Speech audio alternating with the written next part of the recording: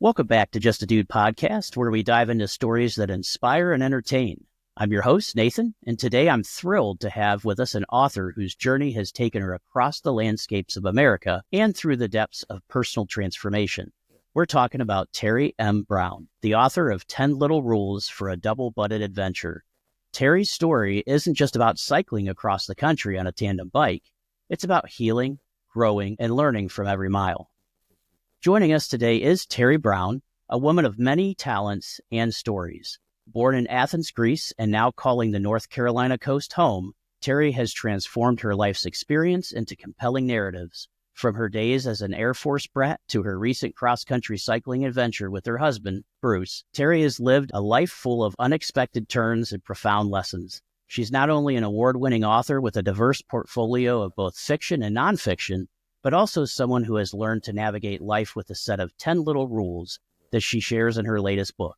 So buckle up, or should I say saddle up, as we explore life's adventures with Teri Brown. Welcome to Just a Dude podcast, Teri. We're so glad to have you here. I am so happy to be here. Thank you so much for inviting me. Excellent. Teri, is there anything, I know I gave you a little introduction, but is there anything you would like the audience to know about you or a little background for your new book? Yeah, so I guess what I'd love to tell people is that I've not been an author my whole life. I thought I wanted to be an author as a child. I wrote really poor poetry in high school, like all girls do. And then I got married and I had 4 children, and then I got divorced. I homeschooled my kids. I remarried, and that marriage was probably one of the biggest mistakes of my life because it turned out to be an emotionally abusive relationship. And I stuck with that for 14 years because I did not want to be divorced twice. And I was going to make this work. And, you can't make something work if the other half of you doesn't want to make it work. And so I got out of that. Yeah, it does take 2. And I got out of the relationship in 2017, and words started flowing out of me. And I had wanted to be an author, but in that relationship, there was no space to do that. Because you're talking about taking all of your inner thoughts, putting it out there on paper, and then showing it to people. Right. And not everyone likes what you do. And that's just a fact. And I didn't have a safe place to land. So if someone had rejected my work, I was already being rejected at home. And there just wasn't that safe place. Just so felt like constant rejection, yes, right? I just couldn't do it. There was just too much. So the words started flowing out of me. But I tell people that when you get out of a relationship like that, the damage doesn't just go away because you've left the relationship. Right. And so I was writing, but I wasn't really showing it to anyone because I was still too afraid. I was still too unsure of myself. During this period of time, I was pretty certain that my life was pretty much over, that I would be a grandmother and I would be alone, and that would be the end of it. And I was just going to be a sad, lonely old woman who loved her grandkids. And I had my son's friend took this trip on the Appalachian Trail, and he kept this blog. I was reading it like a drowning woman. Like I could not get enough of this information. And I thought, that's what I want to do. I want to do something big and bold that will prove to people that I still have value. Well, little did I know, no one else thought that. I was the only one. And so I needed to prove it to me, right? We are our own biggest critics, right? We really are. In the meantime, I meet my husband, Bruce. That could be a whole podcast all by itself because I had never intended to meet anyone again. I certainly was never getting married again. And he told everyone that he chased me until I caught him, which essentially means that he was just always there until I finally accepted the fact that he was going to be there. Sure. And I'm sure it was tough coming out of a relationship of 14 years where, you're being mentally abused. I didn't trust a thing that he said. Absolutely. I mean, why would you? No, he would tell me things and I'd be like, I have to say that's a patient man there to wait. Exactly. And I've asked him a lot of times, I said, I was crazy then. I mean, I was really crazy. And he said, no, I could see past that. And I was like, I don't know how you could, because I certainly couldn't. But he talked about wanting to ride across the United States on a bicycle. And I thought, oh, that would be an adventure. Sure would. That could meet that criteria. So I said, is this something that you're going to talk about until the day you die, or are you really going to do it? Right. He said, no, I want to do it. And I said, count me in. And this was before we were married. I was ready to go on this adventure because I thought, even if I didn't like him at the end of it, then, we could just part ways and I would have done this really cool thing. But you still had an adventure that you could go on. Right. We ended up getting married. And we started planning for this adventure, and we decided to ride a Tandem, which is a 2-seated bicycle. Mm-hmm. And we were going to pull a trailer with all of our stuff. And we ended up going in the summer of 2020, which is COVID summer, which is a crazy summer to try to tackle anything. But we had made that plan before COVID had reared its ugly head. And as we're coming up at the end of this journey, so 3,102 miles, and I am not an athletic person. I like the outdoors, but like walking along the beach and collecting shells kind of outdoors, not big adventure, sweat, and the whole 9 yards. So I'm coming up to the end. We're in Washington, D.C. We're stopping at the Marine Corps Memorial. My husband was a 25-year Marine, and we were raising money for Toys for Tots, so it seemed like this perfect place to stop. And I thought, my gosh, I made it the whole way across the United States on a bicycle. I can do anything. It's not a matter of can I do it, but a matter of what do I want to do. And I thought, well, what is that? I want to be an author. And 14 months later, my first book, Sunflowers Beneath the Snow, came out. Oh, nice. And since then, I've written 3, so I have 3 novels out. And now I finally have my 10 Little Rules for a Double-Butted Adventure, which are the lessons that I learned while riding across the United States on a tandem. Yeah, excellent. So how did that idea, I know you said your husband said he wanted to ride a bicycle across the country, but how did the idea of cycling across the U.S. come about, and especially on a tandem bicycle as opposed to 2 separate bicycles? So for him, he's wanted to do it since 1976. Apparently, a group of college kids rode across the United States during the bicentennial, and he was in the military. It wasn't like he could get the time off, but he's always been an avid cyclist, and he watched this journey, and from that point on, said to himself, someday I would love to do that. Well, now he meets me, and I'm all for this idea, but I have not been on a bicycle in 40 years.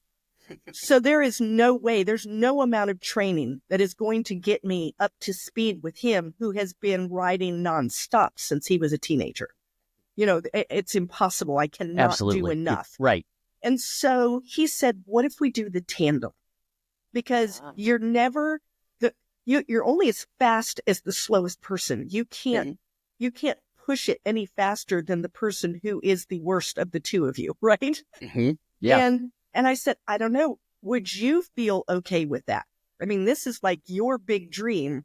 Are you going to be happy doing it on a tandem instead of as fast as you can go on a 2-wheel? And he said, no, I would love it. So we just started training. And yeah, it's crazy. Now that we've done it and you start talking with people, there are quite a few people who go across the United States on a bicycle. Right. Not so many on a tandem. No, I was going to say, when I heard your story, this is the first one I ever heard of a tandem bicycle across the country. And that was just amazing to me that you both did it together. Yeah. And, thinking about the fact that when we started this journey, we had been married for just over a year. And so we knew each other, but not super well yet. Yeah, it's still newlyweds, yes, right? Very newlyweds. And so we had to do a lot of learning. I tell everyone that 3 months on a tandem is 20 years of marriage. We call it tandem time. You are literally together 24/7. 24/7. And we're never further apart than about an arm length. Mm-hmm. We were sleeping in a tent. Everything we did together. We didn't have separate space to be in. And not only that, if we argued, we had to figure out what to do with that very quickly, because it's not easy riding a tandem bicycle when you're not happy with the person who's on your bicycle with you. Exactly. The last thing you want to do is be unhappy with either the person you're staring at or the person that's staring at you, right? Exactly. So we rode angry one time, and only for part of a day. And we stopped at a Dollar General, and I don't remember. I had said something. He was very upset by what I said. It wasn't pretty. And we get to this Dollar General, and I thought, I've got food, I've got drink, I've got a bathroom, and I have air conditioning. I don't have to leave here. So we got our snack, and then he said, come on, let's go. And I said, I'm not getting on the bike. He was like, you're not what? And I said, I'm not getting on the bike. I'm not getting on the bike until we fix whatever this is. And he said, fine, let's fix it. I said, I don't think you're ready. And I walked down the sidewalk and sat down and continued eating. And about 10 minutes later, he came and sat next to me, and he said, fine, let's fix it. And so I listened to him. He listened to me. We both apologized. We got back on the bike. And we found out that for us, the best thing to do is to take a deep breath. Think about what it is. Did they really mean it that way? And if you feel that they did, then conversation is needed. And if you feel they didn't, can you let it go? Is it something you can just let go? Not bring up later, but honestly let go. If you can't, then we need to have a real discussion, not a pointing our fingers discussion, not an irate, lots of words discussion. Just talk about it, figure it out so that we can move forward. Yep. I can't agree with that more. That's the things that my wife and I try to practice whenever we do have those arguments is we need to sit down, talk to each other, say how we're feeling, listen to how the other person's feeling. Exactly. And then generally when we hear each other's sides, it just dwindles on its own by saying, okay, maybe I overreacted a little bit, right? Or maybe I took it the wrong way. 99% of the time, I will admit this. Don't tell my wife, but I'm wrong. So, the one thing is I realize that though too.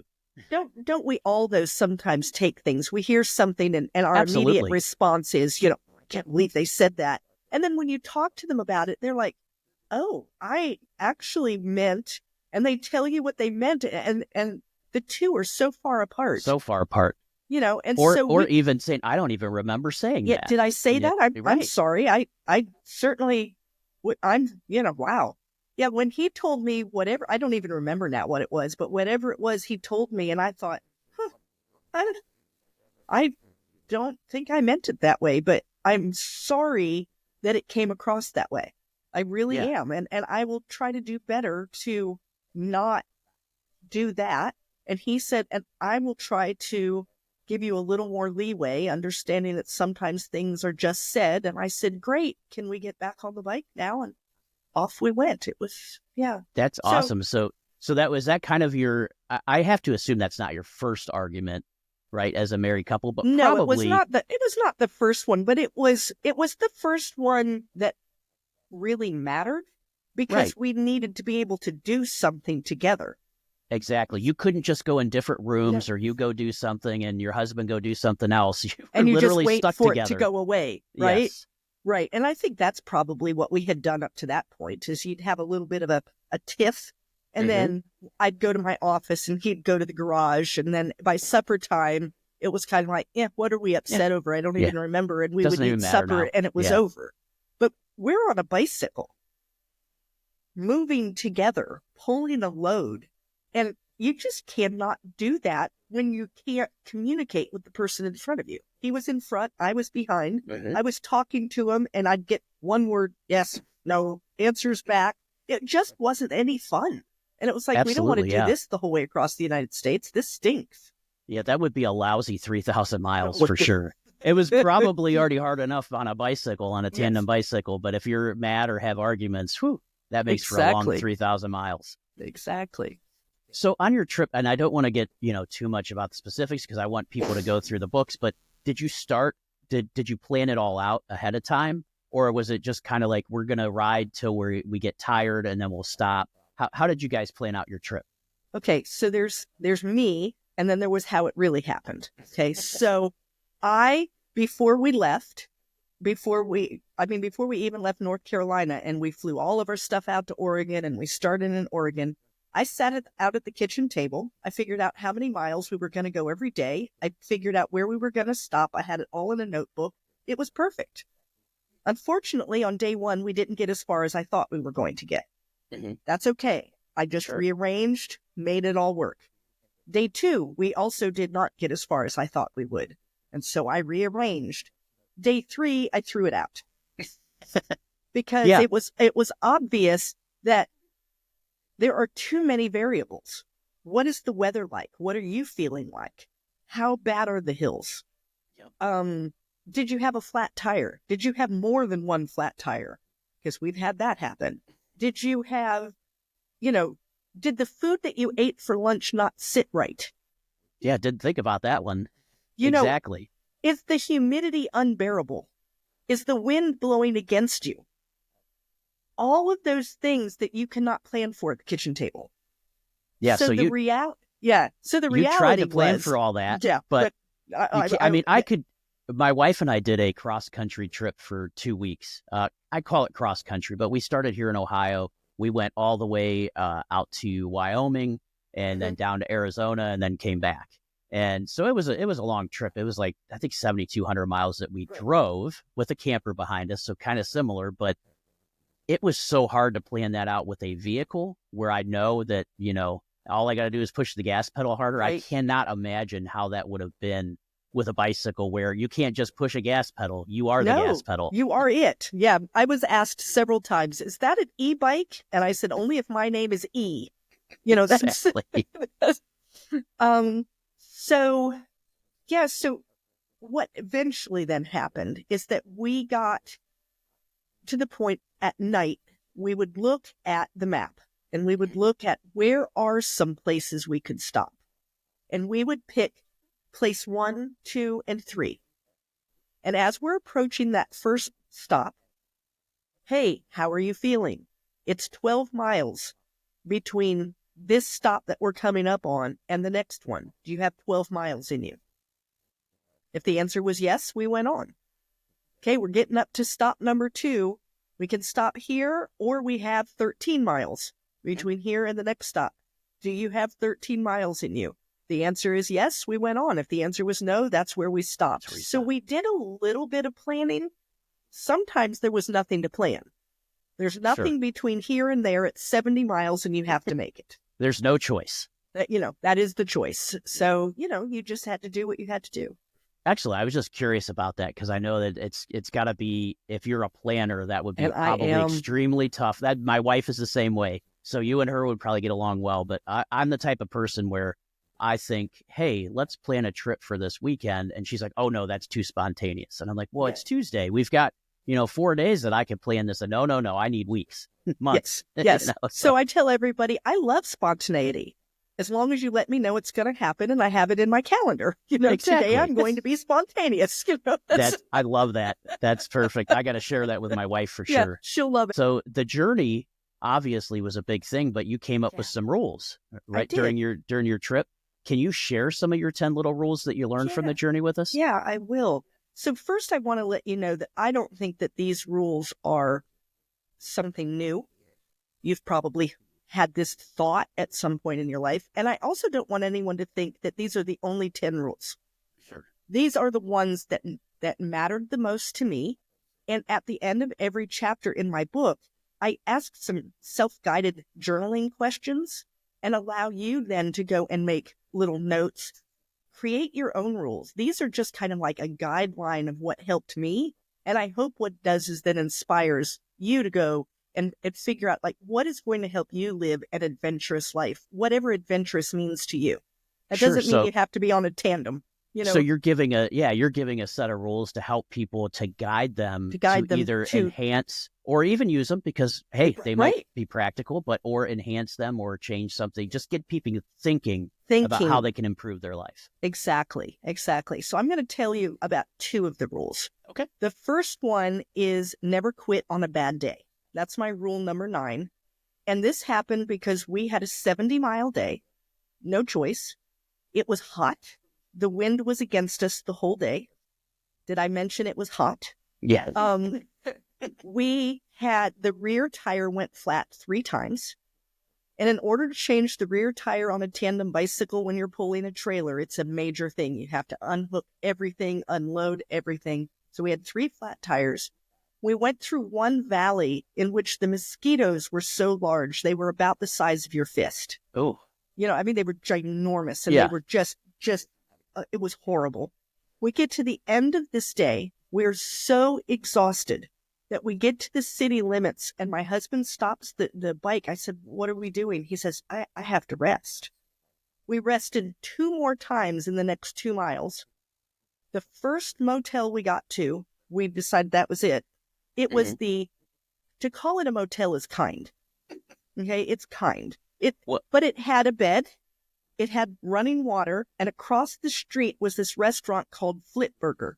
So there was burgers and ice cream and like, what more could you ask for? Sure. So and air conditioning. And air conditioning, right? So we stopped and I wrote a blog post that day that said, I think we're done. We've gone over the Rockies. We're now into Montana. I'm not having fun. This is drudgery. Today was a horrible day. I wouldn't be surprised if tomorrow we decide to pack up our stuff, get an Uber, and go to an airport and go home.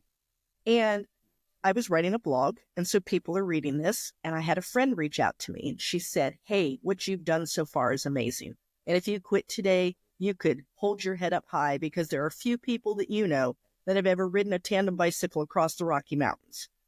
Absolutely. However, don't quit on a bad day. You'll always wonder, could you have made it? Because right now you're emotional. And you're going to quit with those emotions because you're tired and just worn out. She said, give yourself a couple of days. Take it easy. Enjoy life for a few days. And if you still think to yourself, this is terrible, then quit and you'll feel fine with that. Yep. But if you just do it because of this emotional stuff that you're feeling, you'll always wonder, could I have made it if I stuck it out?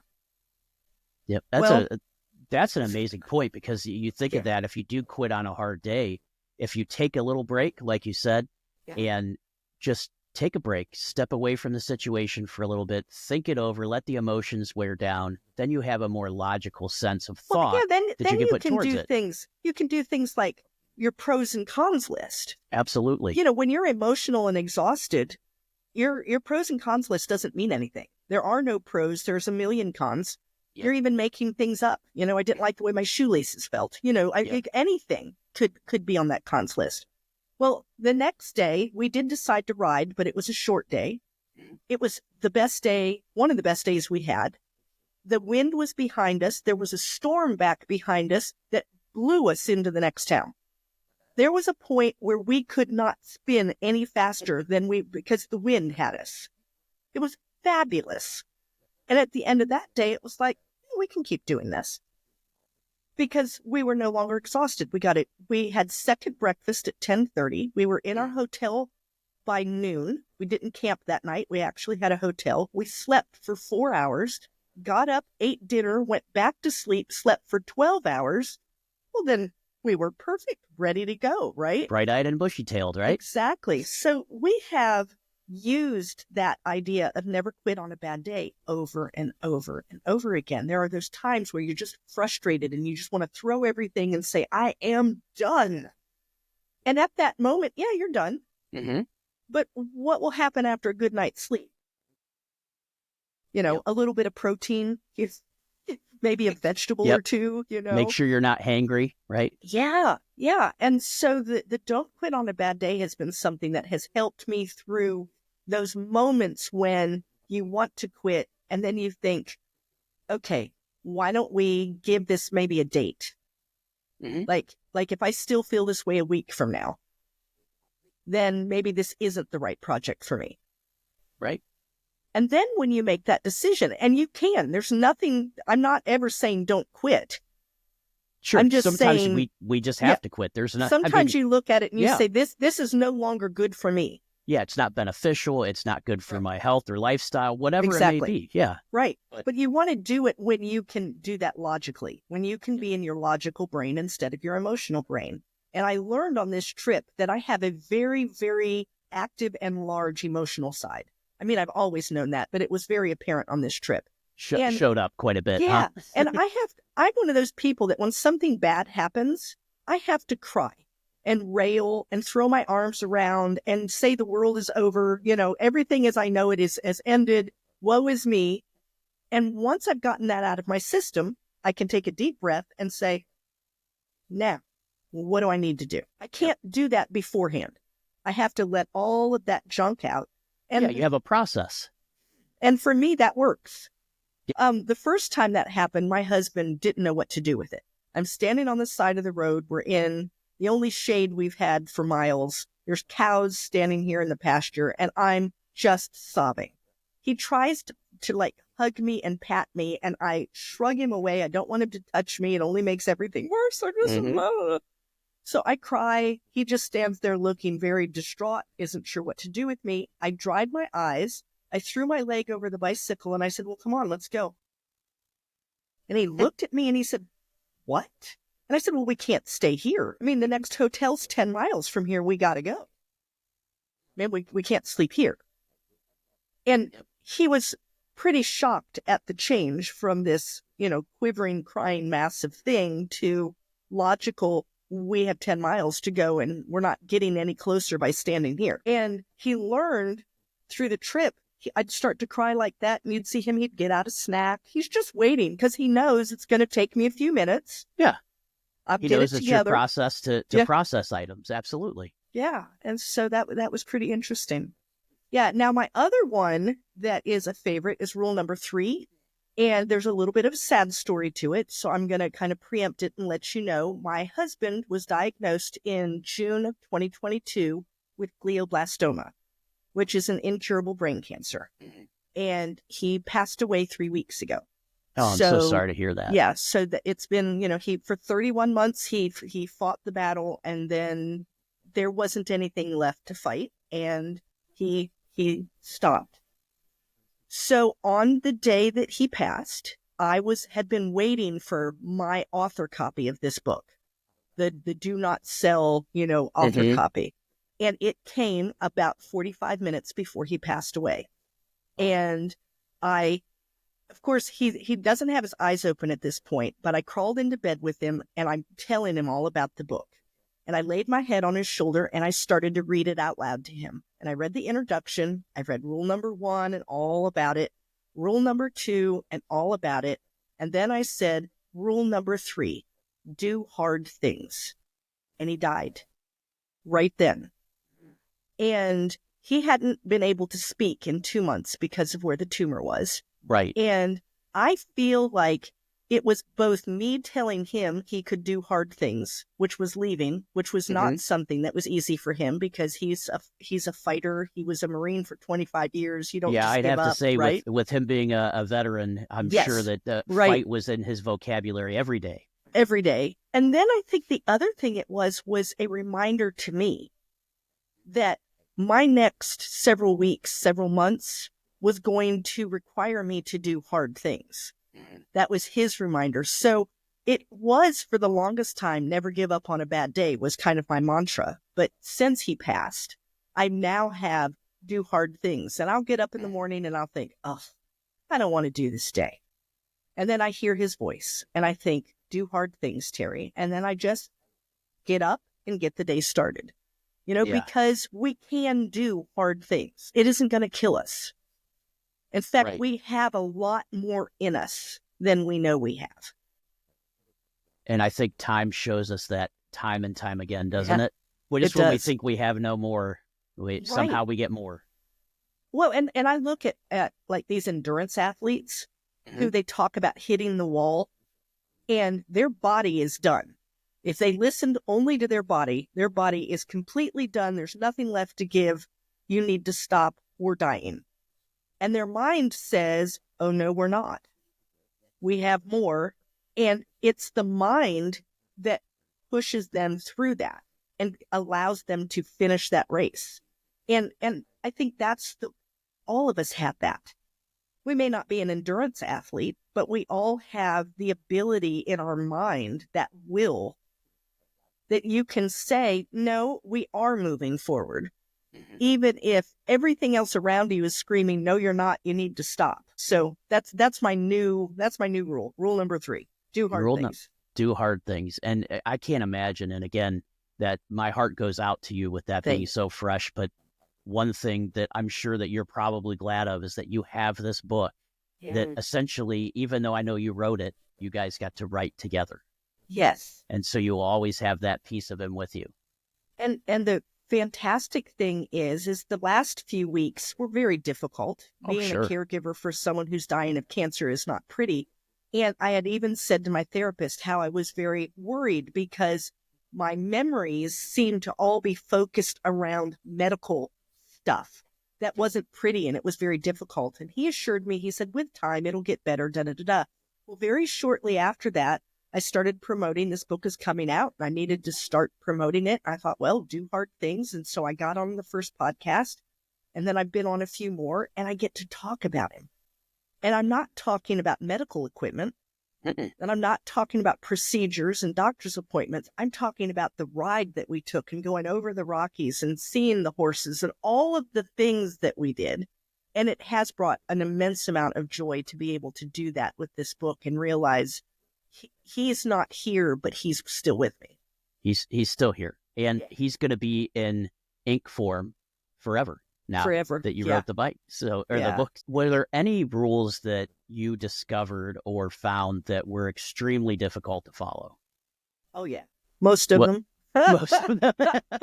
Every single one. Every single one. But the one that sticks out to me is rule number 4. It's called enjoy the downhills, and I know that sounds like, well, why wouldn't you enjoy a downhill? Mm-hmm. But let me explain. In the first, I don't know how many days, 10, 15 days, I feel like all we did was go up. Sure. Up. We were going over a couple of different mountain ranges in Oregon, and it was just up. I live in North Carolina on the coast. It is flat here. I live in a high point at 35 feet above sea level. So there's just no hills. So you can imagine here we are out there climbing in ways that we have never climbed before. And so it's hard and very difficult. We'd get to the top of this hill that it took us an hour to climb. Mm-hmm. And we would fly down the other side. Take us, 4 or 5 minutes. And then we'd climb again for an hour. Yep. And then we'd fly down and then we'd climb again for an hour. Over and over and over. It got to the point that I hated going downhill because I knew there was another hill to climb. Right. So I could not enjoy going down because I was going, oh, look at all the altitude we're losing and I'm going to have to climb all of that. Yep. That was my mindset. And Bruce said to me, Teri, the road is the road. It goes up and it goes down. And no amount of worrying about it or crying about it or getting angry about it is going to change it. There is no magic road fairy that is going to come and just make this road flat. Yep. And I thought about that. And I was like, he's right. Here I am working so hard to get to the top, and I'm not even enjoying the 5 minutes of glory as you go, down the other side. Screaming down the hill, yeah. Yeah. And then what I learned, which was even harder, is how to enjoy the ups as well. Because you're going up, and sometimes at 4 miles an hour, chug as you go up this hill. But do you know the things that you can see at 4 miles an hour that you do not see at 25 miles an hour? Oh, I'm sure. Right? You see the eagle's nests that are being built. You see all of the wildflowers. You see small animals that are, off in the woods. We even went across a stream one time. So the stream went down under the road. But as we crossed across that area, you could feel the temperature change. From the water. Because the stream was so cold and the air coming over the road. And you would have never felt that going 25 miles an hour down the road. No, or if you were in a vehicle. You'd never even know. You wouldn't even notice the stream, let alone. Absolutely. Right? And so I learned to not only enjoy those downhills and to not worry about what's coming next or all the work that I had to do to get to the downhill, but to also enjoy going up. That it's okay. But that's hard for me to do. I'm not really good at staying in the moment. I'm a list maker. I tend to always be thinking about the next 16 things on my list. I'm constantly pulling myself out of the now, trying to go into the future and fix things before they happen. Yep. So yeah, that one's a hard one for me. I can understand that. I mean, I've even had that point too, thinking about enjoy the downhills, but we're always thinking about the uphill because that's the part we don't like, right? Right. That's the part that's more strenuous or whatever. And I'm kind of like you on that I realize the downhill is coming, but in my mind, I'm already past the downhill and going up the next hill. Going up to the next Yeah. one. Yeah. And so I really had to change my attitude because I thought, this is terrible. I'm not enjoying going up or down. Yeah. And we're only a few days into this ride. And if I don't change my mind pretty soon, I'm never going to make it. Yeah. How are you going to make it 3,000 miles when at 200 miles you're already done? There's still a lot of trip left. Exactly. So yeah, I had to really change my attitude. And then I think the other one that's really important was the define your success. Mm-hmm. When we first got started, there was a lot of pride in both of us. And Sure. we weren't going to get off the bike. We were going to ride every moment, every hill, every mile, period. Well, it soon became apparent there were some hills that a tandem bicycle, fully loaded with a trailer, isn't going to get up easily. And we would get up to the top because we were determined, but at what cost? Mm-hmm. Now Bruce is so exhausted he can't move. I'm so exhausted I can't move. We have to move. We have no choice. And we do this day after day. We're going to wear ourselves out. We also had issues like a storm that was coming that had predicted 75-mile-an-hour straight line winds. Yeah, that's not good on a bicycle. No, it's going to get to us before we can get to a safe space. There was the time that there were 10 miles of road that was completely torn up. It was down to the dirt bed. They had a truck that was going through pouring water on it to keep the dust down. There's no way we can ride that on a tandem bicycle. Mm-hmm. It's not safe. We can't do it. So we learned that we had to take help. We had to ask for help and take it. Sometimes we had to push the tandem, and that was okay. And it didn't mean we weren't successful. Right. Can you imagine getting to the other end of 3,102 miles and feeling like a failure because you had to accept a ride across a 10-mile roadway? Yeah. No, right? I definitely would not feel like a failure at that. I mean, this is almost like an anecdote for life, right? Sometimes we want to do everything on our own, but occasionally you have to ask for that help. Yeah. And I tell people, yes, this book will talk about my trip. And that's where I've kind of like picked up my little anecdotes to tell you. But this isn't a book only for athletes who are wanting to do something big. This is for someone who wants to do anything adventurous. And by adventurous, I mean outside of your normal box. So it could be something like changing jobs, moving to a new location, getting into or out of a relationship, figuring out what you're going to do when your children go off to college, riding across the United States on a tandem bicycle, any number of things that are just outside of your normal routine. And what are you going to do to live a life that's a little more adventurous and then do so successfully? And that's what these rules come to. Yeah, excellent. And these rules obviously lead to personal growth and healing. And that's what I wanted to get to next. But, how did this physical journey parallel your personal healing journey, especially post-divorce? And right. I mean, I have to assume now you're doing some healing as well. Yeah. Bruce told everyone that the woman who started the trip was not the woman who finished the trip. And I have to agree. First of all, there's a lot of time, right? You have hours and hours every day on the back of a tandem bicycle pedaling. So physically you're pedaling, but your mind doesn't have to do a whole lot. And I thought about things and I kind of fixed things. You think about things enough and you can start to make sense of them and put them in the boxes that they belong in. I also physically challenged myself far beyond the me that I knew. I'm not athletic. I tell people I'm a desk jockey. I'm not, it's just not who I am, but I did it. And I went out there and I had to dig deep and I had to find things that I didn't know I had and go out into do this hard thing. And by doing that, it kind of healed those parts of me that had been told you're worthless. You're no good. You can't make any good decisions. All of those things that I had been hearing for years and years, I started to realize that that's not true. Look at me. I am capable. I am doing hard things. I am making good decisions. And by the time the trip was over, That's not to say that there's never any, we called it swamp gas, where, things just kind of bubble up out of nowhere and you think, whoa, where did that come from? I still get that on occasion, but it's on occasion. And I recognize it for what it is very quickly. And I think, oh, look at that swamp gas. I wonder where that came from. What touched that? Okay, let's put that back in the box where it belongs. And you can move on. Whereas before I was pretty much paralyzed by it. Nice. So this trip gave you an opportunity to, even though you were with Bruce, gave you an opportunity to kind of be with yourself. Yes. And be out in nature and kind of experience these things through.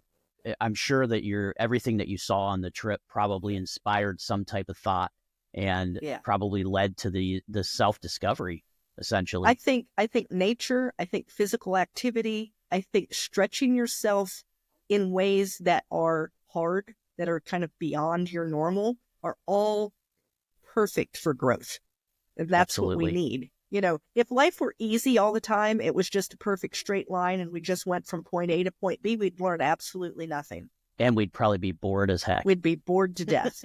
But, when life is a big tangle and there's, roadblocks in your way and you have to figure out how to get over them, under them, through them, whatever, that's when you're learning, and that's when you're figuring out what you're made of. And that's when you make these revelations, 3,102 miles. And I thought, I can do anything. Yeah, absolutely. I would feel the same way if I did that. Yeah. And I actually had someone say to me, well, could you run a marathon? And I said, yes, I could. I don't want to. Exactly. I have zero desire to do it. But if I wanted to, I have no doubt, I have no doubt that even at 61, having never been a runner, I could go run a marathon. Yep. I would have to practice. I would have all the things that would have to be done. But could I do it? Yes, I could. I have zero desire, so it will never happen. Good. Yeah, but, you and me both, Teri. I have no desire to run. None. Someone says run, and I think of running away. Is there a bear chasing me? Yeah, am I running for my life? Because if not, then there doesn't seem to be a point. I've always told my kids, if you ever find me dead on a jogging trail, know someone moved me there. Like, I wasn't not there on your own? No, I didn't do that on purpose. That was... Yep, exactly. I'm the same way with me. If you find me on a jogging trail, you know that it's foul play. Yes, absolutely. Absolutely. Excellent. So what advice would you give anyone else that's looking to heal through an adventure? Because, and this might be a tough question, but I just thought it would be great because you did a lot of healing on this trip and your book discusses this. And so from you coming from a place where you actually took this adventure and did some healing of your own, is there anything that you would, advice you'd give to someone else? I think the biggest thing is don't be afraid to do it. Like don't wait. Don't put it in this, I'm going to get to it someday, or all I need before I get started is, and then you have this list of things that you're never going to accomplish. And it just keeps growing. Right. And I think it's just go do it. That's the first thing. And don't be afraid. And don't be afraid of what's going to come up. Because you're going to be out there and you're going to face trials that you're not ready for. Because I don't care how much practice you do. We had 1,000 practice miles before we went. And I was sure that we were as ready as a person could be. And on day one, I realized we'd bitten off more than we could chew. That you weren't as ready as you thought, right? Yeah.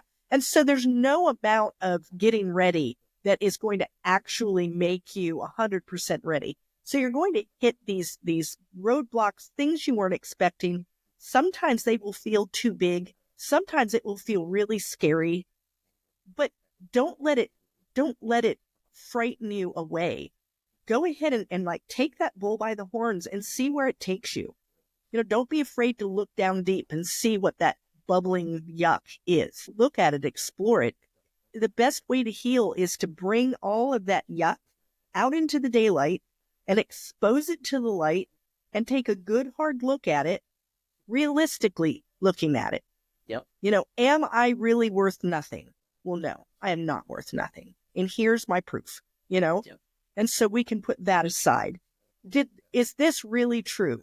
Well, no, it's really not, come to think of it, and you just start exploring things that way. And I don't think you really have to take a huge, long adventure, but I don't know, 2 weeks alone somewhere where you don't have anyone to talk to but yourself and get yourself figured out. Maybe have a therapist in there a couple of times, to give you the right places to go, To help guide you. Yeah. Yeah. No, I really feel like if you're stuck in a situation or you're stuck in a feeling and you can't get out, explore it, bring it out. Don't hide it. It's so easy to take those parts of you that you don't like or whatever and like hide them and absolutely. be afraid to show them to people for fear of what other people are going to think. And I can tell you 95% of people aren't going to think anything terrible. And those 5% that do, ignore them. Yeah, they're not worth it anyway. Yeah, I they're mean, not I worth hate it. to say that, but yeah, and I want to point out to the men that are watching this, because you all know that you're guilty of this, and as just as well as I am. So we all, whether you're a man or a woman, when we have these things inside of us, it's beneficial for all of us. And not trying to steal the show here, Teri, but I want to speak to the audience that we all need to do a better job of this and get our mental health in order, because it is such a big part of us. And if we can figure out the things that maybe make us feel bad or give us different thoughts and address those things, bring them to light, we can begin to heal too. Yeah. And bringing them into the light is that's the big thing. Yep. And so if you do that riding a tandem, or you do that taking a walk on the beach, or you do that painting a picture, or you do that writing a poem, like, it doesn't matter, but bring it out and look at it honestly. And if you can't look at it honestly, find someone you trust that can look at it with you. Yep. And help you see the reality of it. Because sometimes the traumas are big enough that we really can't look at it and see anything other than terrible, right? So find someone who can help you. Is it a friend? Is it family? Is it a therapist? Who is it? And let them help you look at those things honestly and bring them into the light. And once that crap is in the light, it really shows what it is, which is just crap. When you have it hidden in the dark, it can be many, many things. But once you bring it out, you can see it for what it really is. And I noticed it even in my own life, that when I do bring things out that I've suppressed for so long, I sit there and go, why did I suppress that for so long? Now I've dealt with it. It's no longer even an issue for me. All right, Nate, quit being a jerk. Start talking. Yeah, right. And it's hard sometimes because we all want to be perfect. And we all have a vision of ourselves, of how we want to be seen by others. And I can tell you the vision that I have of myself that I want others to see is not a woman who was abused. Right. Or a woman who stayed in a relationship for 14 years knowing it wasn't a good relationship. That doesn't fit my persona of myself. Exactly. And yet, without that, I wouldn't be the person that I am. Absolutely true. And so I have to just keep reminding myself that is that a decision that I wish that I hadn't made that decision. It would have been great had I been able to do something different. I couldn't at the time, or I would have. Right. And now I am where I am, doing what I'm doing, saying what I'm saying. And so, no, it's not the prettiest part of me, but it is part of me. And so I have no problem sharing it with people now. And the more I talk about it, the less hold it has on me. And it's unfortunate too when we have bad experiences like that they define a good part of our life. Yeah. For us not to think, oh, people are always going to think this, but those parts of our life are generally what make our life better once we address them, understand them, and even though we can't take them back and maybe we would do something different, we learn from that. And if we learn from that experience, the only thing it's going to do is enrich those around us to have better lives. Absolutely. I agree. Excellent. So this experience writing across country, how did this influence your writing, particularly with your new book, with the 10 Little Rules for Double-Butted Adventure? How did this influence your writing? Did it change any of your style? Did it make you think of, something else? Or I think that I am better now at, not necessarily in this book, but just in general, I'm better at describing what I see. I'm a people person, very people oriented. I did a really good job with characters. I did a really good job with dialogue. And my very first book that I wrote, which is Sunflowers Beneath the Snow, my editor said to me, Teri, we could literally be anywhere and these people could look like anyone.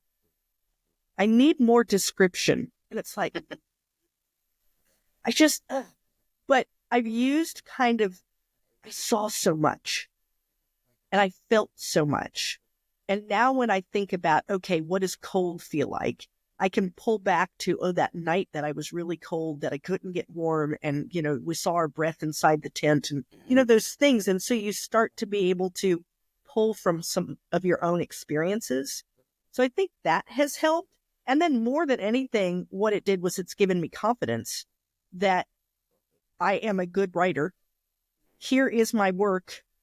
And if you don't like it, that's fine. Find something you do like, because there are a lot of writers out there. Not everybody fits everybody. Where Right. I could have never said that before the ride. If someone didn't like my work, then it completely shattered me. Took it personally. Yeah. Right? It felt very much like you were saying you have an ugly baby. It was just Exactly. Yep. Yeah. And I get that, because you put your heart and soul into it. And so it's hard not to get taken aback. But again, like you said, you realize this may not be for everybody. Right. And if you have a guy that reads World War II history novels all the time, I'm sure that your book, it might not appeal to that person. It might, right. but and it might. Yeah. But the thing is that's okay. Not everybody likes me as a person, and that also is okay. And I've learned that's okay. Now, it's not that I do well immediately. If I get a bad review and I read it, my first thought is I do I'm my the same whole way. the end of the world, as we know it, right? And then I take a deep breath and I look at it and I think, well, that's one person's opinion. Yep. And Just then I one. move on. So just like I did on the ride, I go ahead and have my little pity party and throw my arms about wildly and the end of the world and I'll never write again and all the things. And then I put my leg over the bicycle and I say, okay, Let's one move on. One person didn't like the book. Out of how many that bought it, and out of how many that did, Yep. right? Exactly. When you look at percentages, you say, wow, if you've got better than 80% of the people who are reading it and liking it, you can call yourself happy. Absolutely. And hey, I'll even take it this way, Teri. If you've written 4 books now, right? Yeah. Is it 4? I think 4. Yeah. 4. Yeah. 4 books now. Obviously, you're doing something right. Yeah. Well, and I'm finally, and it's because of the ride, able to say I'm an author and I write good books. You finally have that confidence in yourself. And I tell other authors, and it's interesting because I've started doing some marketing seminars with some local authors. Good. I tell them the first thing that you have to be able to say is, hi, my name is, I'm an author and I write good books. And if you can't say that, all of your marketing will fall flat. Yep. Because if you don't believe it, no one else is. Then you'll never convince anyone else. Absolutely. And so that's the first thing. And riding across the United States gave me that confidence. So the book's 10 Little Rules for a Double-Butted Adventure. And if you were to tell the listeners or the people watching, if there's one thing that you hoped readers would take from this specific book, what do you think that would be? What you need to lead a good, happy, positive, adventurous life is in you. It's there. It's just a matter of tapping into it. And, find what it is that's stopping you and then work around it. Because it's a sad state. I lived in a horrible relationship and was unhappy for 14 years. And I promised myself that I would never be unhappy like that again. That's not to say I don't have unhappy days. We all do. My husband passed away. I'm not happy. But I'm not miserable. And I'm never going to be miserable again. And so if you have something that in your life, whether it's your life in general or a particular aspect of your life where miserable is the term you would use for it, you have what's in you to fix that. And so look for it. Figure that out. Go down deep. Find what that is, and then figure out, what can I do to fix this? And then be brave enough to do it. Go out there and ride your 3,102 miles and fix that. So I love that. And your book will help people to kind of get a good idea, not only of your adventure, but a good idea of how they can use your rules exactly for their own life. Exactly. Like we talked about before. That's awesome. And I myself love reading books where I get a story and then, but can also learn how to better my life as well. And this is definitely one of those books that I see as one of those, because I'm always looking to better myself. I know I'm not perfect, and I know there's things that I can improve on, and any way that I can do that. And I've, especially with reading, I love it. So I just love the fact that you came on, you brought the book, and hopefully we can get some folks that can read this and enhance their lives, just even if it's just a little bit. Well, and even if it's just one of the rules. Yep. Or one of the rules sparks you to create one of your own. And that's the little mantra that you have for the next couple of months as you try to make a change in your life, Yep. And each of these 10 rules for me, I think at different points in my life, different ones will come to the forefront and be the one I have to focus on right now. During his cancer journey, it was don't quit on a bad day. Now that he has passed, it's, do hard things. I suspect that there's going to come a point where I'm going to have to remind myself about rule number 10, continue to dream. There's those things that I know are going to come up. And isn't it wonderful that I have a little reminder that when I'm stuck, I can go back and look at my 10 rules and decide, are there any of these that can help me? I love that. Yeah. It gives you a nice reference list to go back and say, okay, I'm feeling some kind of way, or something needs to change. Let me look at my list and find out what we're going to do. Yeah. And say, oh, there it is. That's the one that I need to remember right now. Yeah. Excellent. Teri, what's next for you? Both, do you have any new adventures planned, or any new writings coming up? I do have a lot of writing coming up. I have a children's book that I know that sounds so crazy. I have such a wide variety. I have historical fiction. I have the creative nonfiction. I have a children's book. And I'm also currently writing a contemporary humor about a woman going through menopause. Oh, nice. And it's very funny, and it's very tongue-in-cheek.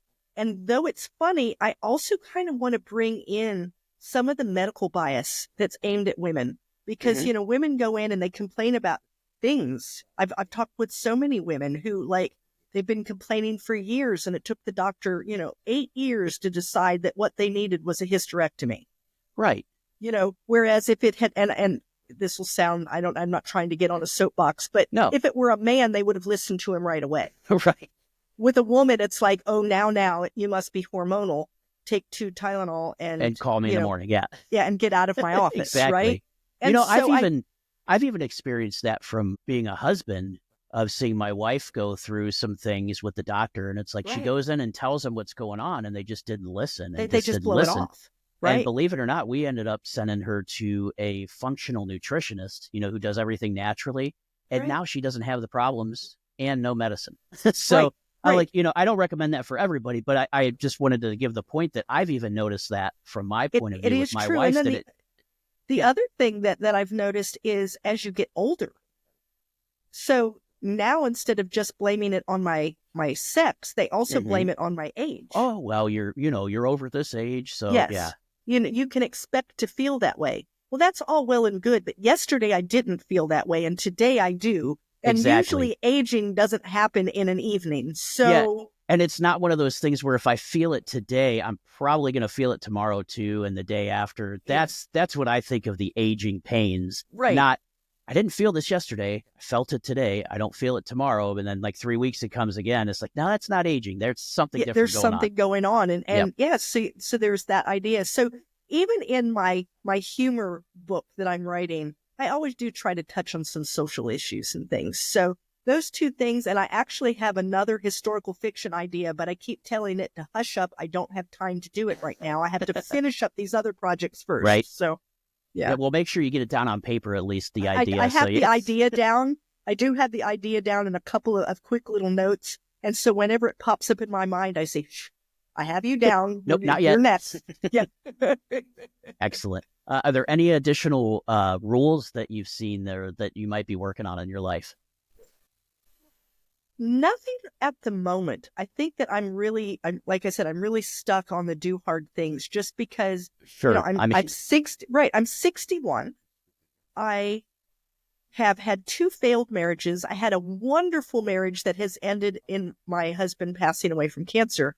And so I'm starting over again, so for me, I think probably my rule is going to be, stop judging yourself so harshly, because that's one of the things I do is like, why am I having to do this again?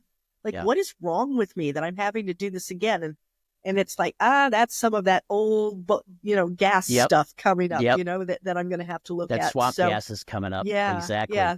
And yeah, that's tough to get away from that though too. And especially, when you think, like you said, you've gone through, 2 divorces, and unfortunately your husband recently passed away, and I could see why you would think that. But I just have to tell you, just from me, don't mean to make it spiritual, but God does not give us anything we can't handle. And I think you're a perfect example of that. Thank you. It's just amazing what you've been through, and that you still have the courage and the power to put yourself out there through writing and sharing that story with us, because I'm sure there's someone else out there that's probably even had it worse than you have, right? In the relationship area or marriage or anything. Right. And my hope is that by being brave enough to talk about the things that were not pretty in my life, that someone else who is experiencing something not pretty in their life will say, now, wait a minute. You mean there is life on the other side of this thing? Yep. And the answer is yes, there is. Absolutely. There is, if you're willing to go find it. Yep. And that's what takes the most courage, is that first step. Yeah. It really is. Teri, is there anything else that you want to talk about on the show? I'd love to bring up is that I am also a podcast host. Oh, and nice. So I do online for authors. Okay. And I read books from authors. And once I've read it, then I bring them on the show and we have a chat. And I never do any spoilers. So when you're done listening, you don't say, oh, I don't need to read the book now. But I try to give indie authors like myself, that have the small presses or who have self-published, kind of a space that they can come and talk and market and talk about their book and explore. And so if you're a reader and you're looking for, that next book, or you have a to be read pile and you're wanting to know what should be on it, my podcast is a great thing. You can find that on my website as well. Excellent. And I think now that I know you got the podcast, I'm going to put you in my podcast playlist on Buzzsprout. So we can make sure everybody sees and goes towards you, because I love, not saying that I don't love all authors, because I feel like it takes a tremendous talent to be able to write a book, keep your thoughts in line, because my thoughts are all over the place. I'm like the dog in Up that's like squirrel, so, but I just find it amazing. But I also like it when I don't want to call you a smaller author, but a more independent author. I would rather give you my money than a big company. If that makes sense. I tell people all the time, I'm not saying I would not want to be on the New York Times bestseller list. Absolutely. I would love to. We'll talk about changing your life. Yeah. The truth is that's unlikely at this point. Anyway, I'm still new. I've only been published for 3 years. So I'm still new. I'm still creating a following. And the New York Times bestseller list, if that's all you read, you miss out on a lot of amazing authors that are out there. I have read so many books of so many different genres that I would have never, ever even known existed had it not been for my podcast. And I love being able to help them highlight that book and tell people about it and use the podcast as a way of saying, hey, look, I'm here. You know what? That's why I like to have authors on my podcast as well. Now, with you, we got hooked up pretty quick, so I didn't have an opportunity to buy your book first and read it. And I'll be honest, I'm a slow reader, but I can guarantee you after we hang up, I'm going to. So, because I just love the idea of it, and I think it's just going to be so beneficial for my wife and I to both read it and just have that opportunity to learn and grow together. Well, that wraps up an amazing episode of Just a Dude podcast with the incredible Teri M. Brown. If you enjoyed this episode, don't forget to subscribe and share on your favorite platforms and follow us on social media.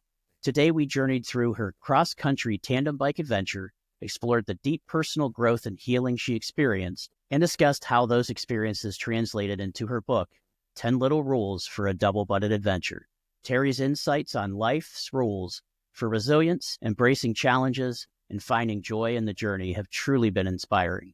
Remember, you can find Teri's book wherever books are sold and follow her adventures in writing on her website and social media. Thanks for tuning in, and don't forget to apply these little rules to your own life's adventure. Until next time, keep pedaling through life, and see you on the next episode of Just a Dude Podcast.